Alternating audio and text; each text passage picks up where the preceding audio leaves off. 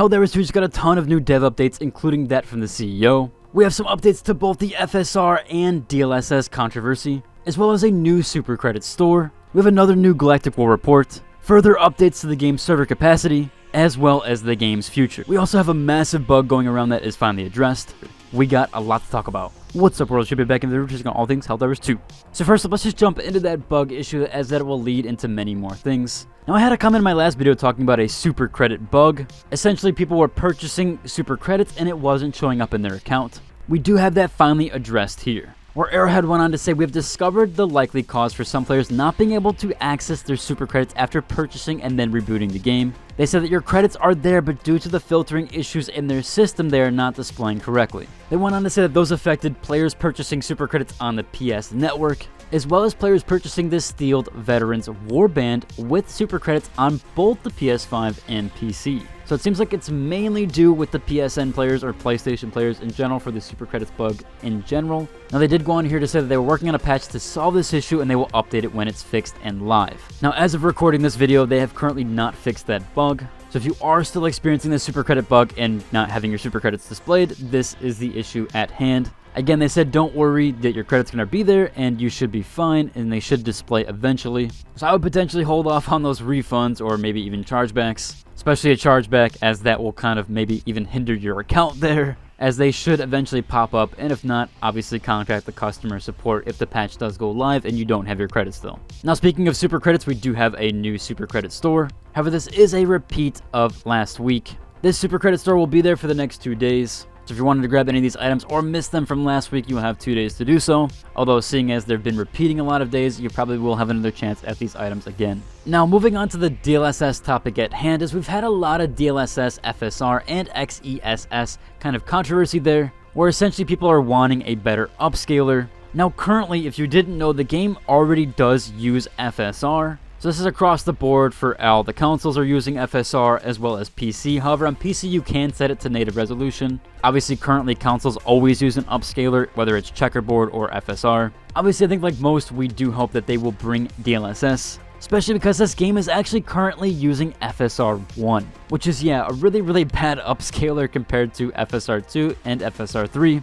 but especially so when you combine that compared to DLSS, which blows all FSRs out of the water by quite a landslide. However, we do have that frame gen stuff with FSR 3, so hoping we can get that FSR 3 in there as well as DLSS, and maybe even get that frame gen mod going. That way people can use DLSS and FSR frame gen at the same time, especially if you don't have the new series graphics cards. Now, the CEO did go on to say and clarify this there, because we've had a lot of stuff saying that DLSS is never coming or that the DLSS is not going to be there. Now, originally we had a tweet here that says, okay, I'll take the bite. This is from the CEO saying that DLSS is cool tech but not necessary. And so then we had PC Focus say that DLSS is not coming to Helldivers 2. However, the CEO did respond to this, and we do have a community note here saying that the post is actually false. Now, the CEO here went on to say that that's not what I said. I only said that gameplay over cool tech. Essentially saying that the team's primary focus is on the gameplay right now and not necessarily implementing DLSS there for right now. He also went on to say that the game's performance load is on the CPU currently, since everything is simulated that way.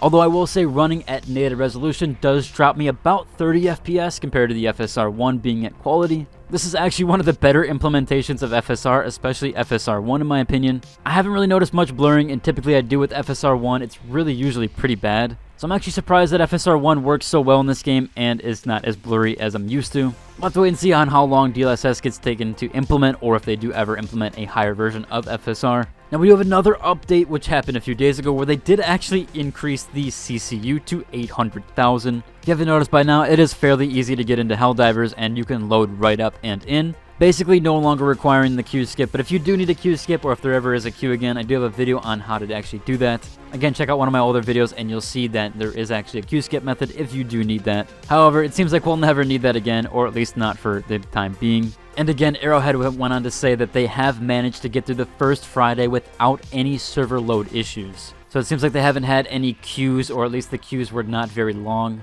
People here seem super excited. They're saying that the servers were great and they mostly had no issues. We do have some people talking about they've been crashing mid-game, which, yeah, I actually did experience a crash mid-game as well. It was my first crash ever. Typically, I don't crash in games a lot. So I was quite surprised that I did have a crash there. However, with the game just being out, I do kind of give some leeway there. My biggest issue was the load screen stuff and being stuck on load screen and then not getting your rewards. That does seem mostly fixed with the CCU kind of getting increased and the server load kind of increasing there as well. So hopefully most of that stuff is getting fixed here, and if we do have any patches, I will let you know if any of that stuff does get fixed as well. Now we do have a nice little update from the CEO here, and this is about armor customization and color customization. So I know a lot of people really want to be able to change their character's color and their armor color of that character. So we had a tweet here from Philly on Twitter who said, "Any chance on seeing color customization for helmets, armors, capes in the future, just so armors and stuff match?" And Piles, the CEO, went on here to say that it's being discussed internally. Now, this does have me a bit wary that they're going to put recolors and colors on the store.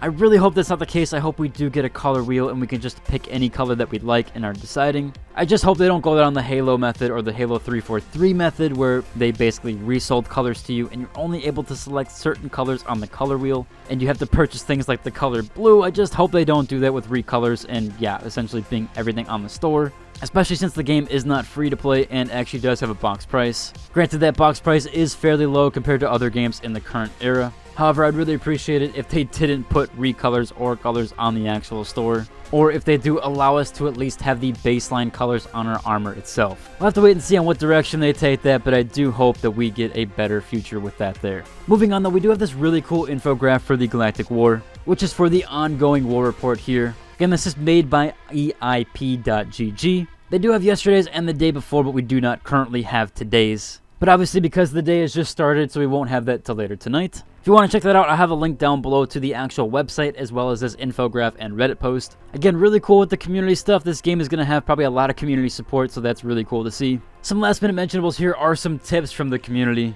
I do want to go over this one because I feel like this hits really close to home for me. As I was grinding up the missions and trying to push those levels, I had a lot of people that would just run off and do the side missions, which was totally fine, but I do think that you should push the main objective first at the very least. Which again here, if you read this here, it says we do not need to extract to complete the mission. Everybody can perish once the main objective is actually complete and still win the operation and get medals. So essentially you should complete the main mission first and then waste lives on the side stuff. Especially when you do get into the later difficulties and things get a little bit hectic and rough. You really should be focusing on the main objective first and then you can go do the side stuff if so be it.